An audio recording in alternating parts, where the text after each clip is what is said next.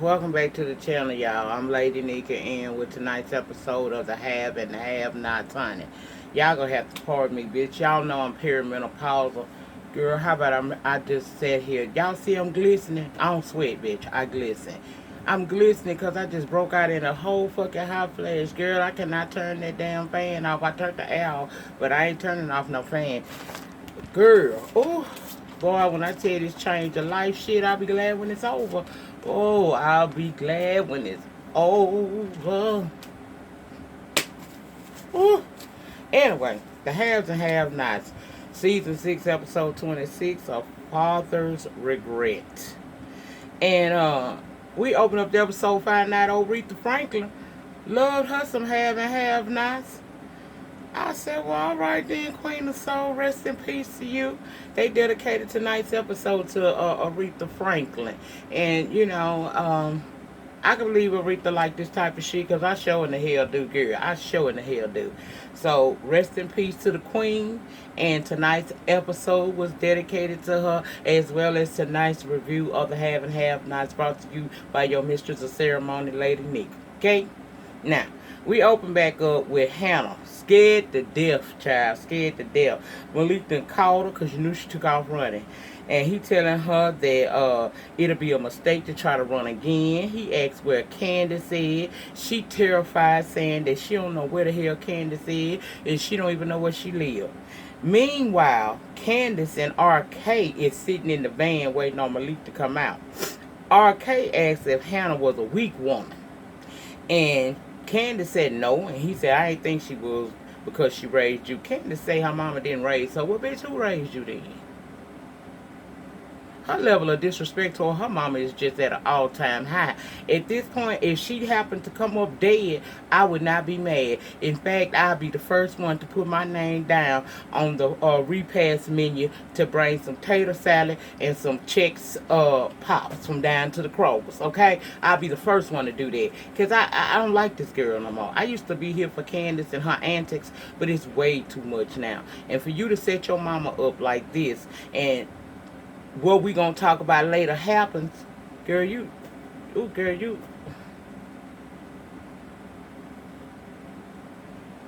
I'm trying to keep this here PG-13 because somebody I really care about, an evangelist, she watched these reviews, so I'm trying to watch my mouth, but I really want to go off on that. Yeah, okay. Anyway, then he told her something that he picked up about Candace. He said that she mad as hell. He said he don't mind it, but you can definitely tell she got a chip on her shoulder and it's big. She tell him to save your analyzing for your Johns and your tricks. I said,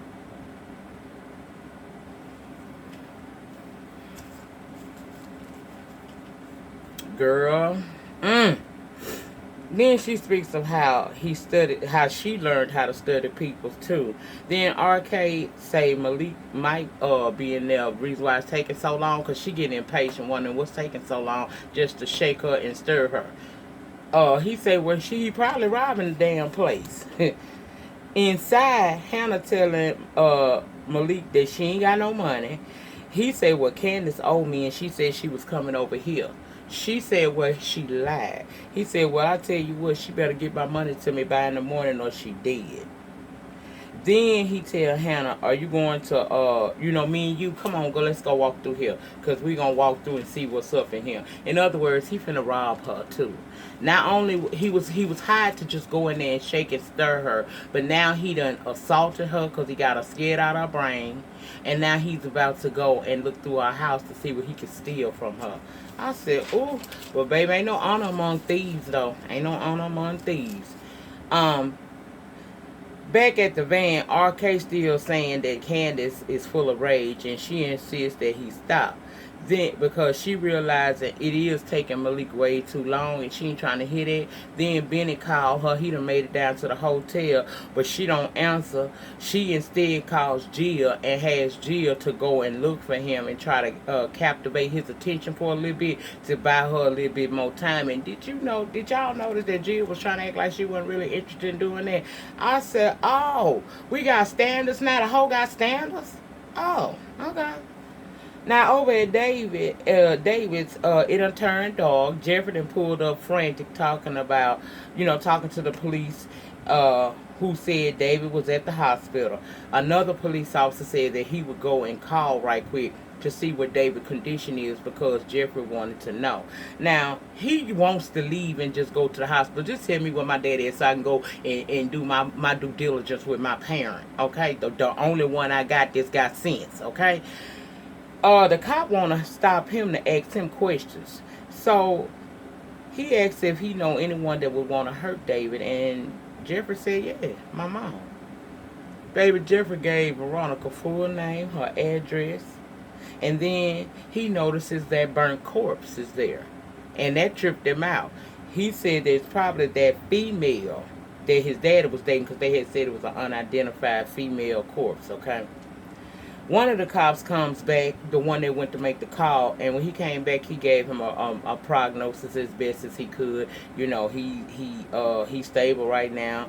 He at such and such hospital room, such and such. So Jeffrey rushes off to go check on his dad and tell the cop, you need any more from me, you can come holler at me down to the hospital, but I gotta go. Okay? Now, Wyatt in jail, and Justin came up, and he begging him for drugs. Wyatt is fiending. And Justin is trying to tell him that it's too hot for him to get him any drugs right now. Why you feeling so bad? He willing to accept drugs from Justin, who don't like him, and who has told him it's some stuff I found over in the evidence room. Never mind, Justin said it could kill him. Wyatt just want the damn drugs ASAP. Old drug ass. He make me sick. He could die too. He could die. Y'all know I've been trying to kill him since season 3. Okay, so child, whatever. So basically, Justin tell him, bruh, look, you can't get these drugs until I'm able to give you these drugs, and that's it. Shift change. Now you can either be cool and I get you your drugs, or you act a fool and they come up in here and do things to you. Now, Jim meanwhile is at the patrol desk at the jail, demanding to see Wyatt. Once he gets clearance, he goes in, and Wyatt got a major attitude per usual with his daddy. Plus he feeling like hell so bad he tell his dad that he need a fix. You know you doing bad when you tell your parent I need it. Like now, Jim said that he does look bad, and tell Wyatt that no one is taking him serious about him saying that he's sick, because everybody know he is fuming right now, and what he is there to do is try to save his dumb ass, not to try to kill him, because Wyatt like, well, you trying to kill me, you're not going to help me get out of here or out of this situation. Then he mentions that the DA is talking about taking his offer off the table if Wyatt don't testify. Jim tell him, you just sit back, don't worry about nothing, just hold tight. I'm going to see what I can do to get your ass free. Just sit there and be cool. Now, we see another officer, because we at the police station, y'all, come up to Justin, saying that they have a breaking and entering call. Justin said that he'll take the call, but the cop also mentions, did you hear about the bomb over at David Harrington's house? You know that's Jeffrey daddy, so that immediately strikes his attention. No, what happened? Who out there? Baby, it was a bomb down to the damn David Harrington house. It's one casualty, and David Harrington is in critical condition, and we can't touch it because FBI is all over it. Now at the hospital, David has become conscious for a minute, and he want to know how Erica doing. The nurse is saying that he need to calm down because all his vitals are at a danger level. So they implore him to calm down, and that the doctor will come and talk to you first thing in the morning. Jeffrey arrives, and he goes in to see David, and of course the nurse is saying don't touch him, he's got severe burns, whatnot, and all of that. So, but he tell him he's stable, and so David comes through and see Jeffrey, and Jeffrey is asking if his mom did it, and David said yeah. David then warns Jeffrey, don't be like me. I stayed with Veronica, and I knew she was hurting people, and I did nothing, and this is the end result of shit like that, letting it go too far. He warns him, Justin ain't nothing but trouble, Jeffrey. Jeffrey say he just got to figure out how to get rid of him. David makes Jeffrey promise to stay away from Justin, or to get away from Justin. He said okay. Then he asked him to find out what he can about Erica, the lady that was in the car when the explosion happened. Then my phone rung, and child, it was over. So if anything else happened in that moment, I don't know what it was. If it is important, put it in the panty down below, because I missed that moment. Okay, the next moment I saw was when Jeffrey is in his dad's hospital room, and he looks up and see Justin standing outside the damn room looking in through the window. So he goes out there, and Justin tells him, I heard, I wanted to come and check on you. Jeffrey said his mother did it, and Justin admitted that he was the one that ran Veronica off the road in his truck, and tried to say he didn't do it for him. He did it for Jeffrey. Jeffrey say, by killing her, I wasn't trying to kill her, I was just trying to scare her. At this point, Jeffrey is just over it, and he don't want to talk at this point. So he done asked him, I'm going to ask you, could you please exit stage left? He didn't want to go, but Jeffrey made his ass get away from him. Now, Jim arrives and sees Jeffrey, and Jeffrey take him in to see David. And he warned Jim, as he was warned, don't touch him or nothing. Jeffrey also says that, don't tell him about the young lady that died, because they don't want him to know. His vitals are already off the margin, and we don't want him to have no stroke, no heart attack, or no kind of trauma that's going to prevent him from healing from this. Okay. So Jeffrey asks Jim, did he know who did it? And Jim said no. Jeffrey said, yes, you do. My mother. He said, well, I kind of suspected maybe she had something to do with it. And he asked him, well, can she go to jail? And he said, well, now this is Veronica. The average person probably would go to jail, but this is Veronica. You tell him, look, I need you to make sure that there's an armed guard at this door 24 hours a day as long as he in here. Jeffrey was trying to say, well, I'm going to be here all night. Now that you ain't enough, get you a armed security guard at this door until we get a hold on what then went down here, because his life could still be in danger. Clearly the person was trying to kill Veronica, was trying to kill him. So if we don't protect him, it's very likely she'll come back and do some more shit to him. So he agreed to do that, and he leaves. Now at home, Veronica drinking and shit while Candace still sitting in that damn van with RK talking about what took Malik so long, what's taking him so long. Veronica then decides to call RK. When his phone rang, I guess her number or her face showed up on the call ID, and Candace warned, leave that woman there alone. You think I'm something else? Leave that woman there alone. But he think he got this. He got that cougar puss on lock. She is asking him to come over and see her because she lonely and horny. He said he busy. She said, well, you need to get unbusy and be at my house in an hour, or else you're going to miss this opportunity that may not never come back around again. So they hang over one another, right? Candace warns him again, leave Veronica alone. He still think he got that on lock. So she's sitting there drinking and waiting, and then it's a knock at the door. When she go to the door, it's the FBI. They present her with their identification. She allows them in. And when the cops come in your house, they always looking around. She offended. What you looking around? I said you can come in, not look around. Look at me. I'm beautiful. So she claims David is her ex-husband, and they tell her that he was in an accident, and she said, oh dear, like she really didn't care. They asked, don't she care? She said, I was in a car accident recently, and he didn't care or check on me. She said it's bad blood between them. In fact, she can't stand his ass. And she started offering the cops drinks. They said no because they on duty, but she continued to drink.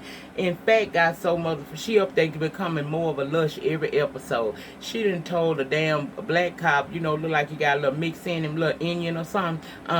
Said he's sexy, and was telling him that that she horny and whatnot. I said this girl ain't got no coof whatsoever to be up there telling this man who is there to interrogate you on the cool about what done happened with your ex-husband or your current husband, because I don't remember no divorce papers were signed between the two of them, and all she can do is sit there and try to play them. they decided to switch back to the subject of David because they didn't come there to hear about her being horny, nor did they come there to have drinks with her.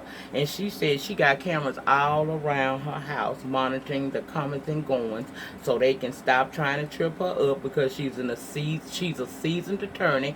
Don't try me. They tell her David is alive, and she said, "Oh well, he lives. So the person that tried to get him can try again." They say Erica deceased, and that bitch bust out laughing. She said probably one of his whores. Veronica ain't getting no fucks and escorted them cops right on out of her house. Now, let me just say, I know that this is reality, somewhat of a reality show, or if you will, it's scripted, but reality is scripted nowadays. But don't y'all feel like Veronica do a little bit too damn much now? I know that she is the resident villain. But at some point, Veronica needs to have some consequences to her actions. And as of yet, we have yet to see her really go through anything. And it's beginning to make this shit seem a little unrealistic because even, every dog have a day. The sun shine on a dog ass every now and again. Why the hell this woman ain't catching none of her repercussions that she, come on Tyler, the shit starting to seem real phony. Come on with it now. No bad Catherine, she listening to the poll results on the TV. And Charles Obama done won the presidency, y'all. He is down there at Hyde Park about to recreate 2008 when Obama was out there doing his acceptance speech. I was so proud. I said, come through, Obama Jr., come through. Jim comes in and tells her that the new DA over Jennifer Salison's case, has told Wyatt that, well, basically he all over Wyatt, and if he testifies, then she in trouble. She said, no, not no me, it's us. We both gonna be in trouble. Catherine said Veronica shot Jennifer. Jim says, try again. That train been and took off. You can't use that. Well, Jim warns her that she needs to call in some favors and get Wyatt up out of there before that DA get him to agree to testify against her. And she said she ain't doing shit. He said, well, you gonna have to because I ain't got no more favors to call in. She said, I am not taking him out of no jail. He gonna have to learn to take for responsibility for what he did. And if he get hurt while he in there, then he gonna learn to deal with it. She warns Jim to give Wyatt a lawyer, preferably Veronica. Because they say she the best in town, right? She's supposed to be the best around these parts. Call her ass up and get her on the job. He tell her, why you talking about Veronica? Do you know that Veronica had David and his girlfriend blown up in a car? Oh my God, is they alright? He said, well, people don't normally just be alright after a car blow up on them. But the girl is dead and David is in critical condition. Catherine said, I can't stand that bitch Veronica. I can't stand that bitch. I can't stand that bitch. She always come up with the best ideas. I should have thought about that when I was dealing with your ass and walked out on his ass. I'm done talking. I ain't getting the boy out of jail. Get out of my face. At Hannah's, Malik is getting ready to go because I guess he done got all he needed to get out of her and scared her enough. He tells her don't try to call nobody, but she is standing up against her damn nightstand where her phone is sitting, and she done got the phone and tried to make a call or turn the phone on or something, and he heard it. He said, why did you have to do that? And she took off running. He caught her in the kitchen. She cracked him across his damn head with the frying pan. It dazed him, but it didn't stop him, so he was still on her. He picking her up. As he lifted her up, she was able to grab hold to that old good butcher knife that be in the little butcher cutter, baby, and went back with it and caught him right there in the shoulder area. And he went down for the count then, and she's sitting there terrified because she don't know if she should move yet or not. But next week we see she gonna run right into her man and Bennett. And they gonna go in there and find out what's really good with all of that mess. But that's where it shut off at, y'all. I think I gave y'all everything that happened except for them little parts when I told y'all shit had went left with me with a phone call and shit, and I couldn't be great. But that was it. That was all. If I left anything out, put it down in the panty, honey. Let's talk about it down there. The conversation always continues down in the panty section. Yes, God. Now, Remember, the depth of your struggle will determine the height of your success. In the meantime, in between time, please remember that ratings get me noticed on these YouTube streets, especially when they thumbs up. Comment to me down in the comment section. You talk to me, I talk to you. It may take me a couple hours to get to you, but I get to every comment. Subscribe to my channel for the free 99 and hit your notification bell button so that each and every time I'm on the YouTube streets, you will be notified with an alert to your device that I'm down here, and come on through and holler at a player, talk to a bitch for a minute, okay? That's it. Good night. Oh, I'll be right back with green leaf. Bitch, y'all know I'm coming back tonight with that green leaf. I'll be right back. Right back. Just hold on. I'm coming back.